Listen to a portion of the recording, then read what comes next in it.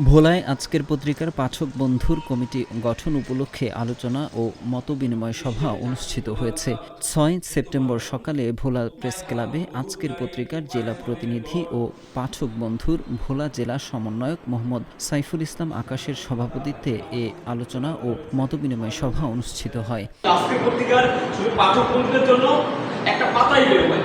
যারা পাঠক বন্ধু আমরা দেখছেন বললাম তো তাদের একটা মেইন পেজে তাদের পেজটা দিয়ে দেওয়া হয়, মাসিক দিবেন আপনি ওই পত্রিকায় লিখতে পারবেন আপনার সরাসরি। এবং শুধু এই আজকের পত্রিকাই নয়, এটা কিন্তু আজকের ব্যাপার কিন্তু আজকের পত্রিকা নয়, পাঠক বন্ধু আমরা অনলাইন পেজ আছে আপনাদের, সেই নিউজটা আপনারা ওইখানে যাবে, এই যেটা আপনাদের প্রতিভা বিকাশিত করতে পারবেন।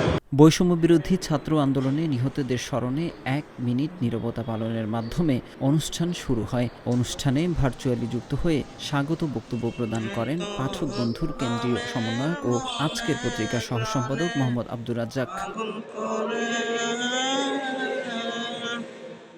এ সময় বক্তারা বলেন, আজকের পত্রিকা দেশের বিভিন্ন প্রান্তের খবরাখবর পৌঁছানোর পাশাপাশি পাঠক বন্ধুর মাধ্যমে তরুণ শিক্ষার্থী সহ নানা শ্রেণী পেশার মানুষের প্রতিভা বিকাশে কাজ করে যাচ্ছে। তোমরা আমাদের দেশকে বৈষম্য মুক্ত করেছো, কিন্তু বৈষম্য মুক্ত হলেই হবে না, তোমরা তোমাদের প্রতিষ্ঠানে আবার সকলে ফিরে যাও। এ সময় ভোলা জেলা রিপোর্টার্স ইউনিটির সভাপতি আল আমিন শাহরিয়ার, দৈনিক ইনকিলাবের জেলা প্রতিনিধি জহিরুল হক সহ সাংবাদিক, কবি, সাহিত্যিক ও পাঠক বন্ধুর সদস্যরা উপস্থিত ছিলেন।